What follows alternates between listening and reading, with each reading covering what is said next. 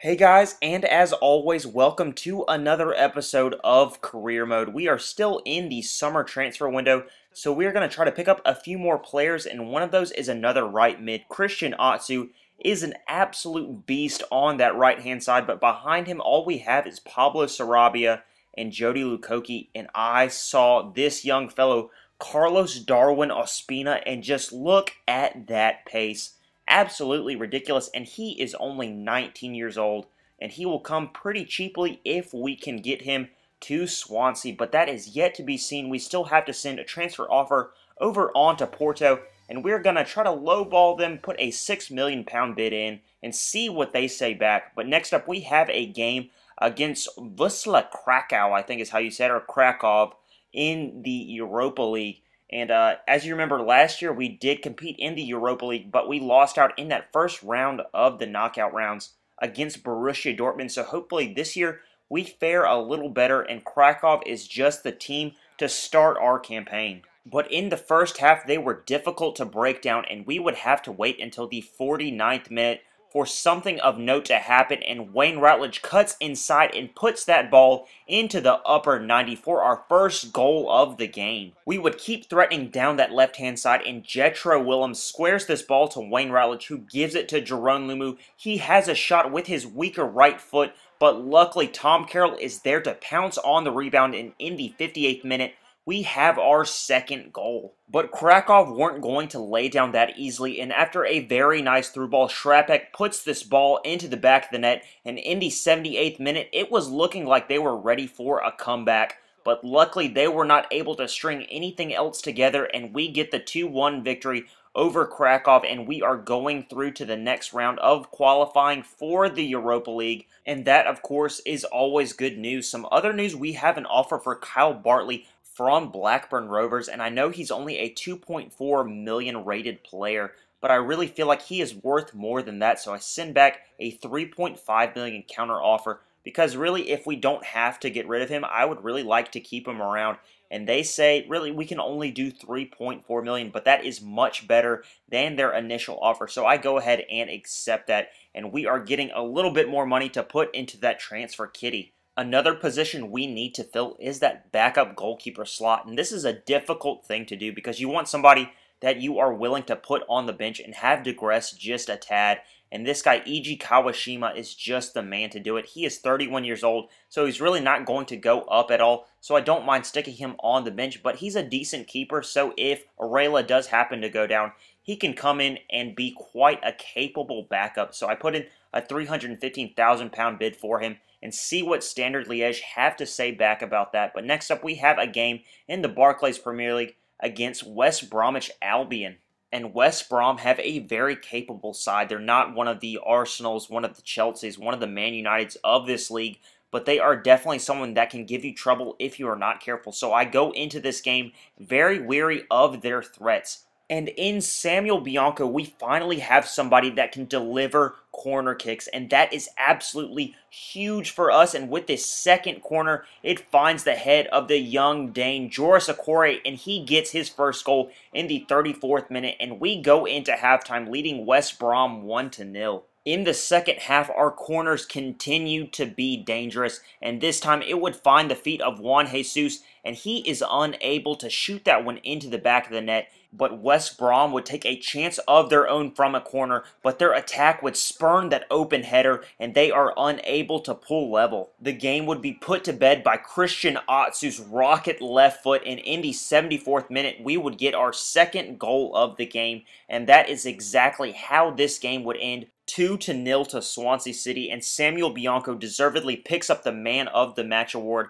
Kudos to him, and he had an absolutely massive game. But when we return to the office, we get two bits of important information. Kyle Bartley has been sold, and also our offer for Kawashima has been turned down. We need to up it just a tad if we want to secure the services of the Japanese goalkeeper. And apparently that £100,000 made all the difference, so we just send a contract offer his way, 2 years for £5,000. I mean, that is just absolute pennies for a backup, and he agrees to that, so we're going to bring him into the squad, and he will seriously probably never play a game for us. but that is not what we need him for to play every game. We just need him to back up Arela if he does happen to get hurt. But looking at our scouting report from Brazil, and one player catches my eye, and that is Gil Alvarez. He looks like he could be a star at that right back position. Right now, we just have João Cancelo and then Dwight Tiendali behind him, and Tiendali is already starting to go down. He is in his 30s, and so his stats are already starting to decrease, so he's going to be on his way out, and Gil Alvarez is just the player to replace him and bring some Brazilian flair to that right back position. But next up, we have a game in the EuroLeague against Krakow once again, and we need to win this game by more than one goal. We need to establish ourselves as a European power, and winning by one goal against opposition that shouldn't be creating too much trouble for us is a bit embarrassing, so we go on the attack early and often, and Jody Lukoki comes close, but a wonderful save from their keeper is the only thing that has denied him a goal. But then the young Englishman Tom Carroll cuts inside and puts that ball into the back of the net, and in the 28th minute, we were ahead. And just as that euphoria is dying down, we have some tragedy. Jetro Willems goes down with a serious injury, forcing us to bring on Joris Okorie and switching Juan Jesus to that left back spot. I was hoping to rest him, but we still go into halftime winning against Krakow. And just as they did before, right after the restart, the Poles came out swinging and they pull a goal back in the 55th minute, and it was looking like we were in for an embarrassment. This team has the hunger this season. They absolutely will not lay down to anyone, and Jerome Lumu uses his rocket left foot to put that ball into the back of the net, and he was not yet done. After some great work from Lukoki, he gets his head to that ball and gets his double in the 90th minute, and we win this game against Krakow 3-1, and we are spared blushes. And after the game, we get even more good news. Jetro Willems is only out for 9 days. The young Dutchman has been one of the standout performers of this season. We also get a loan offer for Rory Donnelly from Wigan Athletic, so we go ahead and accept that. And then an interesting offer for Semed Yessel from Barcelona, but they only want to pay £4.2 million for him, so I up that another mil and see what they have to say back about that. I wouldn't mind letting go of him. He really sits on the bench a lot, and I feel like he can be a great player, and the game is always made better by great players, whether they play for you or play for another team. But next up, we have a game against Blackburn Rovers, who we just sold Kyle Bartley to, and I want to give him a nightmare start for his new club. Even though he was a great utility player for us, I want to give him fits in this game, and Jesse Rodriguez is just the man to do it. What an absolute monster he is, weaving in and out in the penalty area and eventually having a shot on goal only to be kept out by the keeper. And a great stop from Juan Jesus. He is bouncing back from having that biggest flop tag last season and really putting in a great shift for the team. But it would be another Brazilian, Leandro, who would put that ball into the back of the net and give us the lead in the 21st minute. J-Rod cuts inside and tries to sneak this one in at the near post, but just earns a corner, and from this corner kick, Joris Okorie tries to improve his already impressive goal tally, but the header just does not have enough venom. But that does not stop Jesse Rodriguez from continuing to absolutely eviscerate this defense, and he eventually gets his goal even though the goalkeeper gets a hand to it, and we are 2-0 up at the halftime whistle, and we are not yet done with this pitiful Blackburn team. Leandro gets his second goal of the game, this time with his head in the 50th minute, and Jesse Rodriguez can smell another goal coming after a give and go. He cuts inside and just has an absolutely superb finish into that bottom corner, does the dirty bird to celebrate, and then Samuel Bianco finds the head of Joris Okorie. This time he gets the venom to put that one into the back of the net in the 71st minute, and we finish this 5-0 rout with the swagger of a team that just isn't aiming for 5th. We are aiming for that title,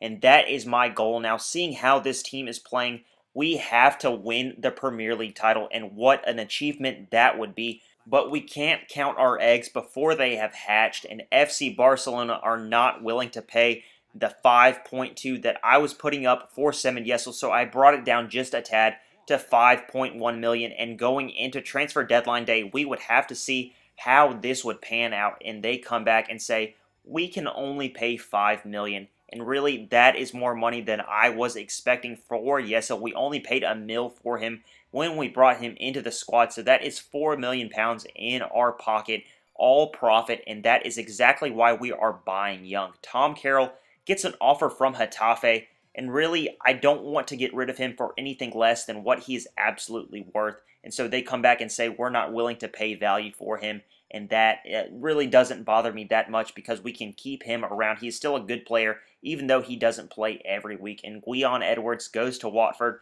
We are still sending these players out on loan, even though we aren't willing to put them into the squad. We can raise their overalls just a little bit and get a little bit more money out of them when we eventually do sell them, and that is the plan for these players. Also, if you're wondering what happened with Carlos Darwin Espina, I really don't know. They never got back to me, and I just didn't think to put in another offer to see if that would really jar them into action. But we will run into this young man a little bit later in the series, whether I buy him or he is on another squad that we play. You will just have to see, because this season is going to be absolutely bonkers. I mean, there's great goals, a lot of late action, and it is just going to be a great season, so I hope you are ready. But thank you guys, like always, for your support, and a like or a subscription is always appreciated. Of course, if you like the series, just show some love, leave some comments, leave a like, subscribe, because that really does brighten my day. Alright guys, after talking your ear off, that is where this episode will end, and I will see you next episode, and that will be up either tomorrow or Friday, so get ready for that. Alright guys, have an absolutely great day. Bye.